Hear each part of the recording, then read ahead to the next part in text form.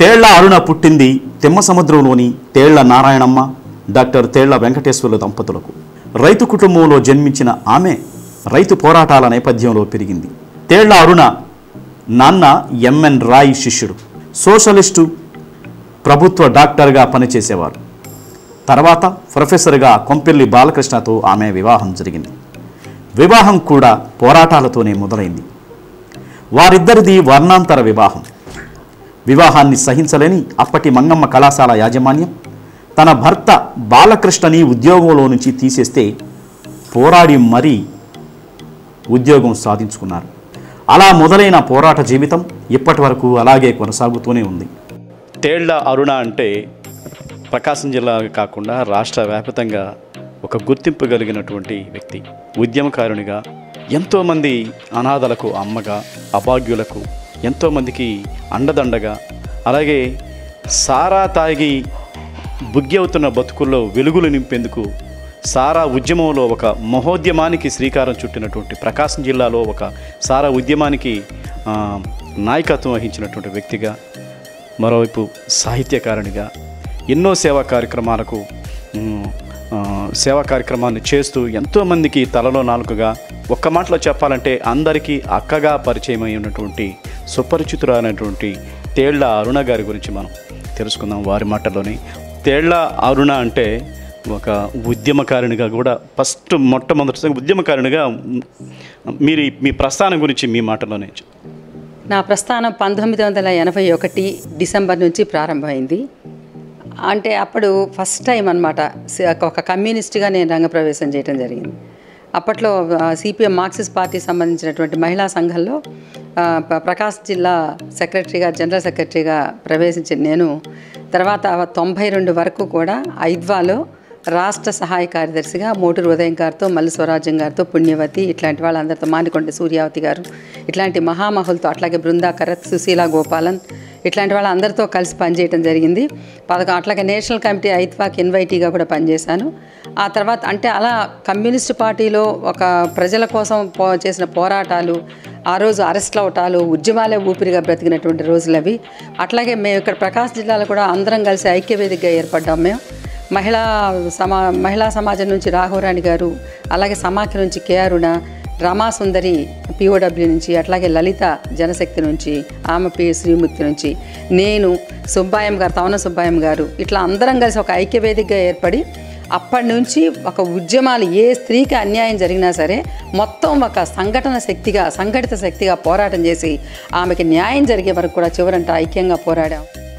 అభాగ్యునులైన స్త్రీల కోసం, సామాజిక రుగ్మతల వ్యతిరేకంగా, సారాకి వ్యతిరేకంగాను, వినియోగదారుల చైతన్యం కోసం, అశ్లీలతకు వ్యతిరేకంగా, సమానత్వం కోసం, అంతరాలు లేని సమాజం కోసం, కుల మత రహిత సమాజం కోసం ఆమె ఇప్పటికీ పోరాడుతూనే ఉంది.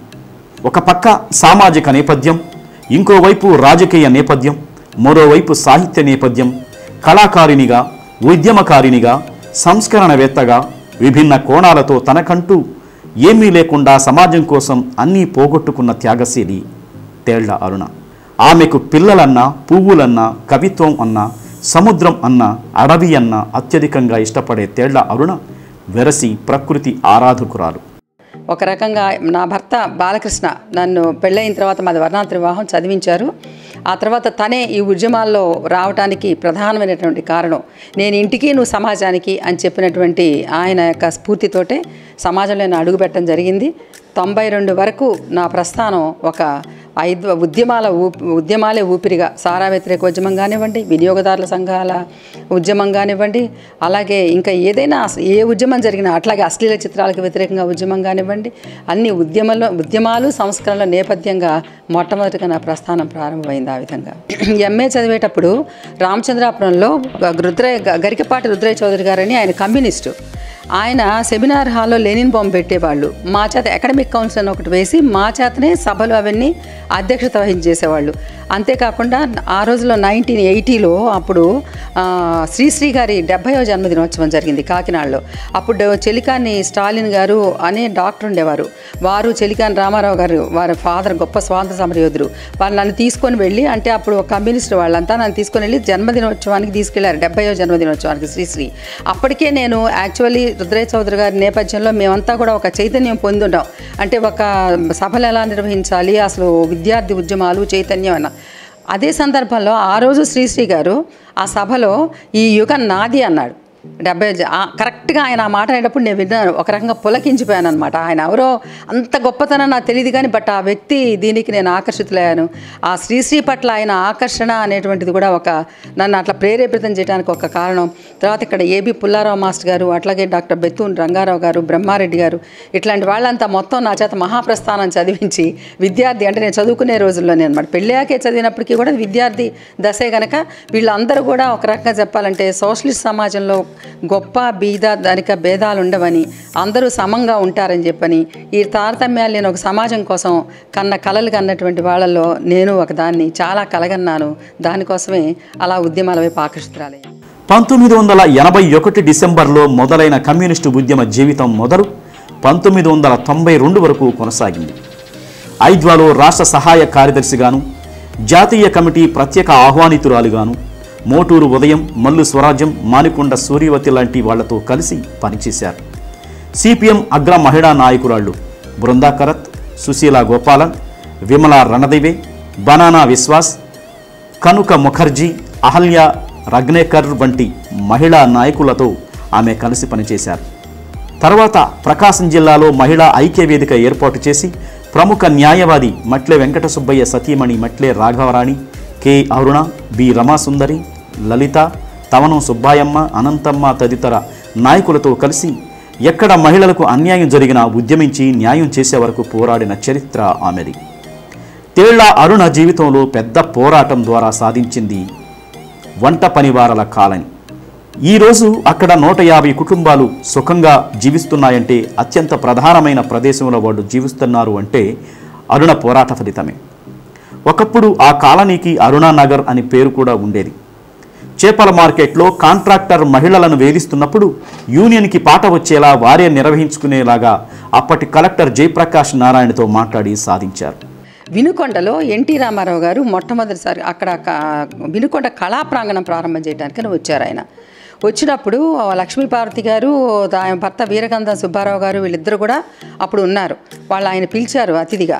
ఆ రోజే మొట్టమొదటిసారిగా ఆయన కాషాయం వదిలి తెల్లటి ధవళ వస్త్రాల్లో వచ్చారు.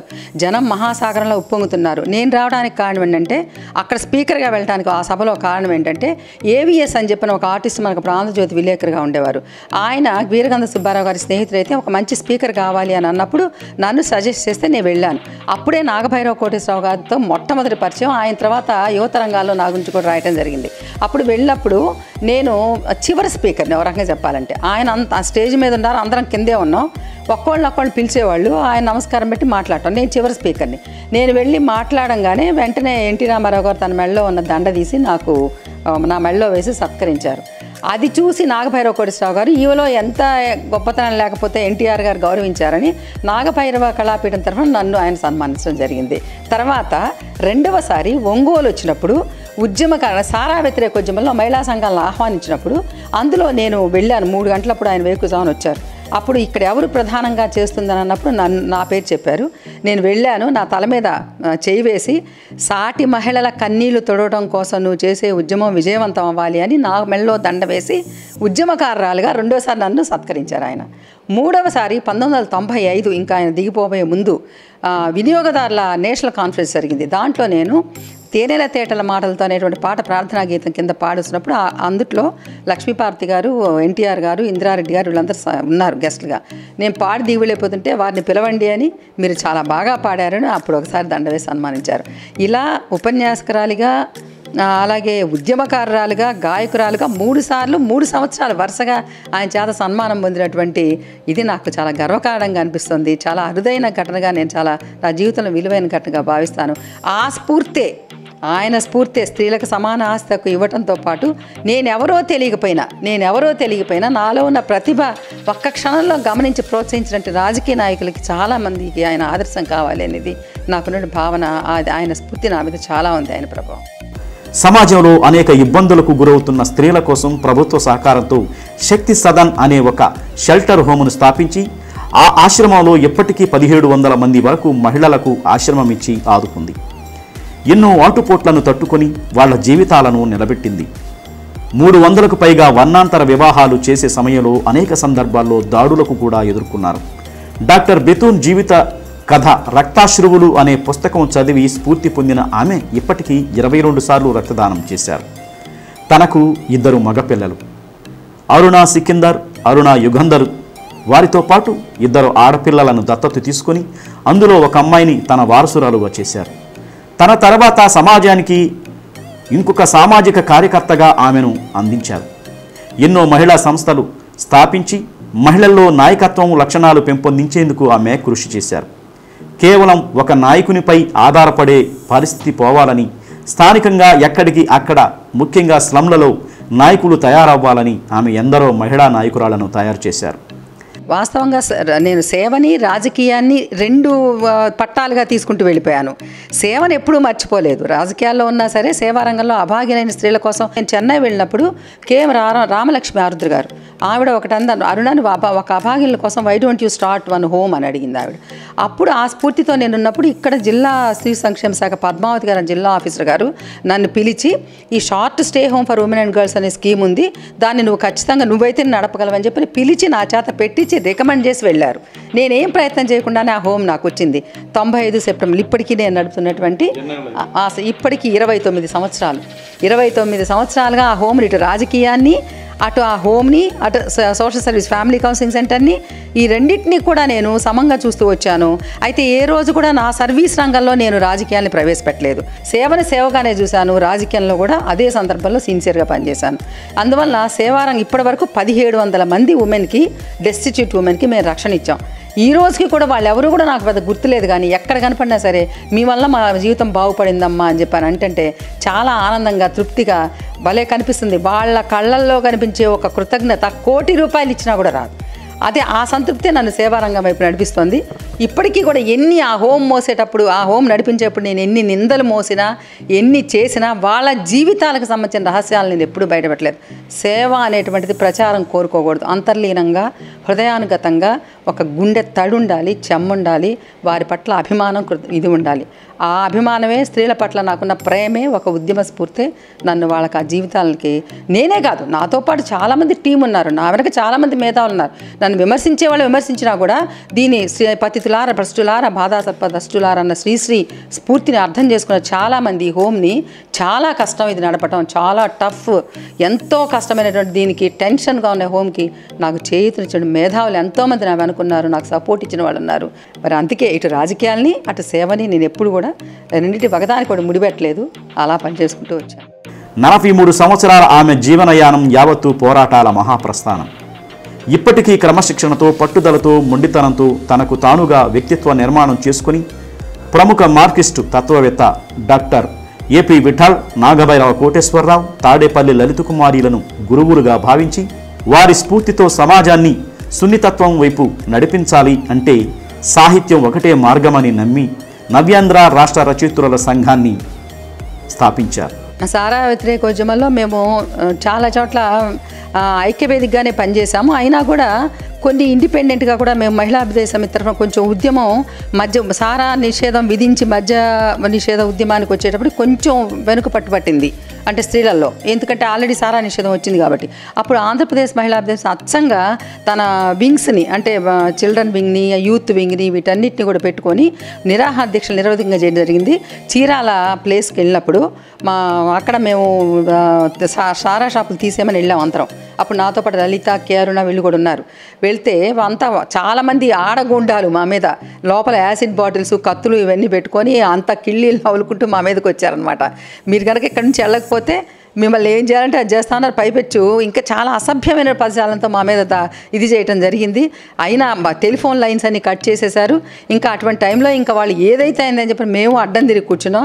కరెక్ట్గా ఆ సమయంలో పోలీసు రంగప్రవేశం చేసి తమాషా ఏంటంటే మమ్మల్ని వాళ్ళని ఒకే రకంగా పోలీస్ స్టేషన్ తీసుకెళ్ళడం జరిగింది. ఎర్రజర్లలో సారా జీపుని ముట్టడి చేసేసి తగలబెట్టేసాం, అంటే సారా ప్యాకెట్స్ అన్నీ కూడా అలాంటివన్నీ చేసాం. తర్వాత సింగరాయకొండలో గోడౌన్ అంతా కూడా సారాయి తగలబెట్టాలని చెప్పిన ఒక ప్రయత్నం చేసినప్పుడు మా మీద పోలీసులు ఒక రకంగా చెప్పాలంటే అన్నీ ఎప్పుడు మా వెంటబడుతూ ఉండేవాళ్ళు, కేసులను తీసుకెళ్తుండేవాళ్ళు, లోపల పెడుతుండేవాళ్ళు. ఎన్నో జరిగాయి, మా మీద కేసులు పడ్డాయి.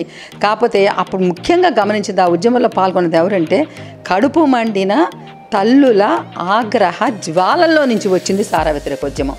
అది అచ్చంగా మహిళా నాయకులు కాదు, వాళ్ళు ఈ అన్ని ఉద్యమాలకి దానికి తేడా ఏంటంటే మిగతా ఉద్యమాలన్నీ మేము తీసుకొస్తాం చైతన్యం కోసం, కానీ వాళ్ళు చైతన్యంగా అయి వస్తే మేము వాళ్ళకి నాయకత్వం వహించాం. కుటుంబాలు నాశనం అవుతున్నప్పుడు సారా తాగేసి ఎక్కడికక్కడ తల్లి చెల్లి వాబి వరుసలు లేనటువంటి సందర్భంలో మొత్తం డబ్బులంతా తాగేసేసి అంతా కూడా చివరికి ఇంట్లో పిల్లలకు కూడా ఏమీ లేకుండా చేసి కిరసాయలు పోసి ఆ మత్తులో తగలబెడుతున్నటువంటి సమయంలో ఆ బెస్త స్త్రీలు, ముఖ్యంగా జాలర్ స్త్రీలు, బెస్త స్త్రీలు, వ్యవసాయ కార్మిక స్త్రీల నుంచి వాళ్ళంతా వాళ్ళు నాయకత్వం వహిస్తే మేము వెళ్ళి వాళ్ళకి, అంటే వాళ్ళు తెచ్చిన ఉద్యమానికి మేము నాయకత్వం వహిస్తే అందుకే అది అద్భుతంగా రెండవ స్వాతంత్ర సంగ్రామం, స్త్రీలు నడిపినటువంటి రెండవ స్వాతంత్ర సంగ్రామం లాంటి ఉద్యమంలో సారా నిషేధం ఇప్పటికీ నేను విజయవంతం అనుకుంటున్నాను. ఎందుకంటే సారాని ఎత్తేలేదు, సారా నిషేధం అలాగే ఉంది. మద్యాన్ని తీసుకొచ్చారేమో కానీ అలాంటిది మాత్రం ఇప్పటికీ కూడా ఉంది. మేము అది విజయవంతమైన ఉద్యమం. ఏదేమైనా ఒక మైల్ రాయిగా చాలామంది లీడర్స్ ఆ సారా వ్యతిరేక ఉద్యమంలో చాలామంది మహిళా ఉమెన్ లీడర్స్ ఎమర్జ్ అయ్యారు. ఎందుకంటే ఆ సారా వ్యతిరేక ఉద్యమంలోనే నువ్వు మా వెంట వచ్చావు, ఎన్నో పాటలు పాడావు, చిన్నపిల్లాడిగా ఉన్నావు. అప్పుడు నువ్వు మా వెంట మేము జీపుల్లో తిరిగితే ఊళ్ళన్నీ జీపుల్లో తిరిగినప్పుడు మాతో పాటు వచ్చి మేము ఎక్కడ పాట పాడమంటే అక్కడ పాట పాడి అంత ఆ ఉద్యమంలో పాల్గొన్న నాకు అది కూడా జ్ఞాపకం ఉంది. సెప్టెంబర్ 11వ తేదీన నెల్లూరులో జరిగింది సారా పాటలు చేయటం అనేది. సెప్టెంబర్ 14వ తేదీన 1992 మనకు జరిగింది. ఇక్కడ జరిగితే అక్కడ మొత్తం 4 వైపులా 4 ఉన్నాం. రాఘవరానికైతే దెబ్బ తగిలి రక్తం వచ్చేసింది, దుండగులు దాడి చేసిన దాని మీద. మా మీద పోలీసులు దాడి చేసి మా చీరలు లాగేశారు, కింద పడి నడువులు విరిగిపోయినాయి. నాకు అరుణకి కాలు దెబ్బతింది, పాపం కేరణకి, అట్లా అందరం కూడా దెబ్బలు తిన్నాం. సారా పాటలు మొత్తం మీద ఇది చేసేసి ఏదో లాంఛనంగా ప్రసరంగా చేసేశారు. అది చాలా రాష్ట్రంలోనే రెండవ సంఘటన అన్నమాట. అది అంత పెద్ద ఎత్తున సారా పాటల్ని వ్యతిరేకించి చేసినటువంటి గొప్ప ఉద్యమం. అది కూడా చాలా మందికి స్ఫూర్తినిచ్చేటువంటి ఉద్యమం. సమాజంలోని మూఢనమ్మకాలకు వ్యతిరేకంగా వితంతు సంస్కరణలు ప్రారంభించారు. 26 జిల్లాలో ఒక్క జిల్లాకైనా మహిళా పేరు ఎందుకు లేదు అని ప్రభుత్వాన్ని నిలదీసింది. అందుకోసం అందరినీ కూడగట్టుకుని ఉద్యమం సాగిస్తున్నారు తేళ్ల అరుణ. అలాగే ఒంగోలులో ఎంతో ప్రభావం కలిగి నేడు కూలిపోయి ఉన్న మహిళా సమాజాన్ని పునరుద్ధరించి అక్కడ మహిళా గ్రంథాలయం స్థాపించి ఆ మొట్టమొదటి మహిళా సమాజాన్ని తిరిగి స్థాపించి నాటి దుర్గాబాయి స్ఫూర్తిని, వారసత్వాన్ని నిలబెట్టాలన్నదే ఆమెకున్న బలమైన కోరికల్లో ఒకటి. తన సొంత అక్కా చెల్లెళ్ళు అంటే ప్రాణం పెట్టే ఆమె సమాజం మొత్తానికి అక్కగా పిలువబడుతూ ఎందరో హృదయాల్లో చోటు సంపాదించుకుంది తేళ్ల అరుణ. నా మీద 2 సార్లు ఎస్సీ అట్రాసిటీ కేసులు పెట్టారు. అప్పుడు ఏంటి నేను ఎవరి కోసం అయితే చేస్తాను వాళ్ళే నా మీద పెట్టారేంటి అని వచ్చినప్పుడు నాకు నిరాశ ఒక్క క్షణం అనిపించినప్పుడు, కానీ అదే దళితులు నా కోసం 400 మంది ధర్నా చేసి కేసు ఎత్తేయించారు. అది మళ్ళీ నాకు స్ఫూర్తినిచ్చింది. అంటే ఒక క్షణం నేను నిరాశపడ్డాను. నేను ఎవరిని ప్రేమిస్తాను వాళ్ళే ఏంటి నా మీద కేసు పెట్టారని వచ్చింది. అందరిలో మంచి చెడు ఉంటారు, అన్ని కులాల్లోనూ ఉంటారు. మరి అట్లా ఏదో అవకాశవాదులు పెడితే మళ్ళీ 400 మంది వచ్చి దళితులు వచ్చి నా మీద కేసు ఎత్తేయించారు. హోమ్ నడుపుతున్నప్పుడు అసలు ఎంత అంటే వచ్చేసి చెప్తారు కూడా, నీ మీద ఇట్లా అనుకుంటున్నారు, అలా అనుకుంటున్నారు, నువ్వు వ్యభిచారం చేయిస్తున్నావు హోమ్ ద్వారా అనుకుంటున్నారు, రాజకీయ నాయకుల దగ్గరికి అమ్మాయిలు పంపిస్తున్నావు అంటున్నారు. అస్సలు అది విన్నప్పుడు మనసంతా పిండేసినట్టు నలిపేసినట్టు అనిపించేది ఫస్ట్లో. అసలు నేను ఇలా ఎందుకు ఇంత నేను చేస్తుంటే సొసైటీ ఎందుకు అర్థం చేసుకోదు? అంటే వృద్ధులు చూస్తేనే అది ఇది అవుతుందా, లేకపోతే పిల్లల్ని చూస్తేనే లేకపోతే అది సంక్షేమం అవుతుందా? అంటే ఇలాంటి జీవితంలో తమకంటూ ఒక బ్రతుకును కోల్పోయి భర్తల చేత హింసించబడి సమాజంలో ఉన్నటువంటి కొన్ని ప్రభావాలకు లోనై పొరపాట్లు చేసినటువంటి ఆడపిల్లలో, లేకపోతే దారి తప్పిన ఆడపిల్లలో, లేకపోతే హింసించబడిన స్త్రీలకు స్థానం లేదా? అలాంటి వాళ్ళకి నేను షెల్టర్ ఇస్తే వాళ్ళు నన్ను అవమానించారని కాదు నేను బాధపడింది, అంటే వాళ్ళని అవమానించారని నేను బాధపడ్డాను. సాహిత్యం పిల్లల వద్దకు చేరాలి, మొక్కై వంగంది మానై వంగదు. కాబట్టి మొక్కల్లోనే సాహిత్యాభిలాష కనుక పెంచితే వాళ్ళు కవిత్వం కనుక రాయగలిగితే అది పిచ్చా ఎచ్చా మంచా చెడ తీసేయమని, అసలు కవిత్వం రాయాలని ఆలోచన వస్తే వాడు హింస వైపు పాల్పడ్డం. ఇది నరసం బలంగా నమ్మినటువంటిది. సాహిత్యకారుడు కానీ కవి కానీ హింసకు పాల్పడ్డు. వాళ్ళల్లో కవిత్వమే సాహిత్యాభిలాష చొప్పిస్తే పిల్లల్లో వాళ్ళు హింస వైపు వెళ్ళరు. మనం ఎంతసేపటికి పిల్లల్లో ఇప్పుడు అట్లా మార్పులు రావాలి, ఇటు జరగాలి, చుట్టూ ఉన్న చీకటిని తిట్టుకుంటూ కూర్చున్నాం తప్ప చిరుదీపాన్ని వెలిగించాలంటే మనం వెళ్ళాల్సింది చిరుమువ్వల సబడుల దగ్గరికి వెళ్ళాలి. అందుకనే పిల్లల దగ్గరికి వెళ్ళి వాళ్ళే చేసాం. ముఖ్యంగా చేసిన సంస్కరణలు వితంతు సంస్కరణలు. ఈరోజు వితంతువులకి బొట్టు పెట్టుకోకూడదు, ముండ ఎదురొచ్చింది, మొహం చూడకూడదు, తాంబూలాలు ఇవ్వకూడదు, ముత్తైదువులు ఇదని చెప్పినటువంటి ఒక దరిద్రపు మూఢాచారానికి వ్యతిరేకంగా 25 సంవత్సరాల నుంచి నేను పోరాడుతున్నాను. అందుకనే మేము శ్రావణ శుక్రవారం రోజు వితంతువులకి పూలు, పొట్టు, పసుపు, కుంకుమ, గాజులు ఇస్తాం. హోంలో కూడా జరిపించాము. రాజమండ్రి వెళ్ళి కందుకూరి వీరేశలింగం జయంతి రోజున 21 మంది వితంతువులకు పూలు, పండ్లు, గాజులు పంపించాం. కాబట్టి ఏ సాంప్రదాయం అయితే, ఏ మూఢత్వం అయితే మా అంటరాని వారిగా మా వితంతువును చూసిందో అదే సాంప్రదాయపు దీంతో మేము మళ్ళీ తిరుగుబాటు చేస్తున్నాం. ఒక్క 26 జిల్లాల్లో ఒక్క స్త్రీ పేరు ఎందుకైనా, ఒక్క జిల్లాకైనా స్త్రీ పేరు ఎందుకు పెట్టలేదని, తెలంగాణ కూడా లేదు అని అక్కడ తెలుగు జిల్లాలో ఏదో జోగులాంబ అని ఒకటి పెట్టారు, అది కూడా దేవత పేరు పెట్టారు. మన ఒక్క జిల్లాకైనా ఎందుకు లేదనే ప్రశ్న మొట్టమొదటిసారిగా నరసం రైజ్ చేసి నీకెవరు చేయలే. తమాషా ఏంటంటే ఎంతమంది వాళ్ళందరూ విన్న తర్వాత అవును మాకు రాలేదు ఈ ఆలోచన, నిజంగానే చాలా బాగుంది అని చెప్పని అట్లా సహకరించారు. తర్వాత అన్ని పార్టీలు ఓకే అన్నారు. డొక్కా సీతమ్మ ఉంది కాకినాడ, అట్లాగే దుర్గాబాయి దేశ్ముఖ్ ఉంది రాజమండ్రి. అంటే ఎంతమంది లేరు. కనపర్తి వరలక్ష్మమ్మ ఉన్నారు, ఆవిడ బాపట్ల జిల్లా, ఆవిడ పేరు ఎందుకు పెట్టకూడదు. ఇక్కడ నాగమ్మ ఉంది, తర్వాత మొల్ల ఉంది ఆవిడ సాహిత్యంలో, ఆవిడ మా మొల్ల. ఇంకా ఇంత వచ్చిన మంది పేర్లు, చాలామంది పేర్లు ఉన్నాయి. ఇంతమంది మేమనేది ఓకే. అసలు ఎవరి పేర్లు పెట్టకుండా అచ్చంగా నదుల పేర్లు, స్థలాల పేర్లు పెడితే మేము వచ్చేవాళ్ళం కాదు, పోటీకి వచ్చేవాళ్ళం కాదు. మీరు మగవాళ్ళ పేర్లు పెట్టారు, ఓకే, దానికి కూడా మేము వెల్కమ్, మేము కాదని అంటలా. కానీ అలా మగవాళ్ళ పేర్లు మీరు పెట్టినప్పుడు ప్రసిద్ధులైన వాళ్ళు మీకు ఒక్క మహిళ అయినా కనపడలేదా స్త్రీలలో? ఇది చారిత్రకంగా అన్యాయం కాదా, ఇది వివక్షత కాదా అనేది మేము రైజ్ చేశాము. అది దాన్ని వదిలిపెట్టాం. మొన్నటి వరకు కూడా మన సీఎం గారికి కూడా వినతించాం, కలెక్టర్లకి చెప్పాం. ఈసారి వచ్చే గవర్నమెంట్ ఏదైనా సరే కూడా వదిలిపెట్టాం. ఇది మాత్రం సాధించే వరకు మా సంస్కరణలో ఒక భాగంగా ఉంటుంది. గ్యారంటీగా ఈ చరిత్రలో ఒక పేజీని మేము ఖచ్చితంగా నిలబెట్టుకుంటాం ఇది సాధించనేది. పదవులు అయితే ఐద్వాలో మహిళా సంఘం స్టేట్ జాయింట్ సెక్రటరీ, ఆంధ్రప్రదేశ్ మహిళా దినోత్సవం రాష్ట్ర అధ్యక్షురాలు, అట్లాగే వినియోగదారుల సంఘం జిల్లా అధ్యక్షురాలుగా చేశాను. వంట పనివారుల సంక్షేమ సంఘం ప్రారంభించాను. ఇది నవ్యాంధ్ర రచయిత్రుల సంఘం అంటే నరసం, దీనికి గౌరవాధ్యక్షురాలుగా ఉన్నాను. ఇంకా చాలా కళామిత్ర మండలి అవార్డ్స్ కమిటీ చైర్మన్గా ఉన్నాను. ఇలాంటివన్నీ చాలా సంఘాలు విడిగా వ్యక్తిగతంగా ఉన్నాయి. ప్రభుత్వం ద్వారా వచ్చింది ఏంటంటే అప్పట్లో 1995లో ధరల నియంత్రణ కమిటీకి రాష్ట్ర సభ్యురాలుగా ఉన్నాను. తర్వాత 95 నుంచి 98 వరకు, 98 నుంచి 2000 వరకు APMDC AP mineral development corporation డైరెక్టర్గా ఉన్నాను. ఆ తర్వాత 2000 నుంచి 2005 వరకు, ఈవెన్ తర్వాత కాంగ్రెస్ గవర్నమెంట్లో కూడా 1 ఇయర్ చేశాను అనమాట. 6 regional organiser for women development and child వెల్ఫేర్కి ప్రకాశం, గుంటూరు, నెల్లూరు 3 జిల్లాలకి రీజనల్ చైర్మన్గా ఉన్నాను. ఆ తర్వాత నంది అవార్డ్స్ ఉన్నాయి కదా, TV Nandi awards film committee మెంబర్గా 2 ఇయర్స్ చేశాను. వచ్చిన అవార్డ్స్లో అరవింద్ కేజ్రీవాల్ నుంచి బెస్ట్ ఆర్టీఐ యాక్టివిస్ట్గా వచ్చింది. తర్వాత నాకు కందుకూరి రాజలక్ష్మి గారి అవార్డు వచ్చింది, నాగభైరవ అవార్డు, కళామిత్ర మండలి, ఇట్లాంటివన్నీ కూడా చాలా ఎన్నో అవార్డ్స్ కూడా. మొన్న ఈ మధ్యనే అది కాశీనాథన్ విశ్వనాథన్ అవార్డు వచ్చింది. మొన్న ఈ మధ్య ఉమెన్ లెజెండరీ అని చెప్పని వాళ్ళు హైదరాబాద్ వాళ్ళు ఇచ్చారు. ఇలాంటివన్నీ జరిగినాయి. తానా నుంచి కూడా నాకు ఆహ్వానం వచ్చింది, అంటే అందుట్లో ఉపన్యాసకురాలుగా రమ్మని చెప్పని. ఇదంతా కూడా నాకు సాహిత్యపరంగా నేను చేసినటువంటి కృషి. ముఖ్యంగా చాలా యూనివర్సిటీస్లో నేను స్పీకర్గా వెళ్ళాను. అలాగే చాలా జర్నల్స్లో ఆర్టికల్స్ రాశాను. ఇప్పుడు నేను ఆర్తి అనే కవితా సంకలనం, తర్వాత కొప్పర్తితో కలిసి లాటిన్ అమెరికాల అరుణతార క్యూబా అనే పుస్తకం రాశాను. తర్వాత 3వది డాగ్స్ స్టోరీస్, కుక్కల కథలు ప్రింట్ అవబోతోంది. అంటే మనిషి జీవితంలో కుక్కలు ఎలా పెనవేసుకున్నాయి అనేది అది కూడా రాబోతోంది. తర్వాత కొన్ని వ్యాస సంకలనాలు, నా ఆటోబయోగ్రఫీ నేను రాస్తున్నాను. ముఖ్యంగా ఏంటంటే చాలా నిర్మోహమాటంగా రాస్తున్నా.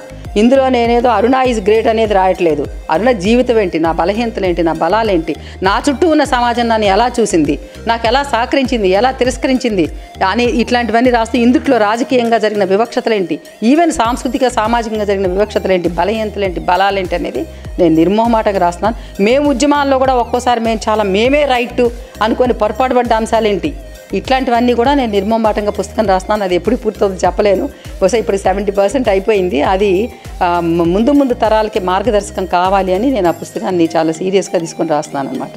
తేళ్ల అరుణ గారు జీవితంలో జరిగినటువంటి అనేక సంఘటనలు, కొన్ని సంఘటనల నుంచి ఆమె ఎలా ఆవేదన చెందింది, ఎలా ఎదుర్కొంది, ధైర్యంగా ఈ సమాజంలో జరుగుతున్నటువంటి అనేక ఆటుపోట్లను ఎలా ఎదగలిగిందనేది ఆ మాటల్లో మనం తెలుసుకోగలిగాం. భవిష్యత్తులో త్వరలో ఆమె జీవితానికి సంబంధించినటువంటి బయోగ్రఫీని కూడా రాస్తూ ఉంది. జీవితంలో ఏమేమి జరిగినాయి ఫస్ట్ నుంచి, విద్యార్థి దశ నుంచి ఇప్పటి వరకు. సో అది విజయవంతంగా పూర్తి అవ్వాలని, ఆ పుస్తకం ఎంతోమందికి స్ఫూర్తిగా ఉండాలని మనస్ఫూర్తిగా కోరుకుంటూ వీడియో జర్నలిస్ట్ సురేంద్రతో శరత్, శ్రీ సత్య న్యూస్, ఒంగోలు.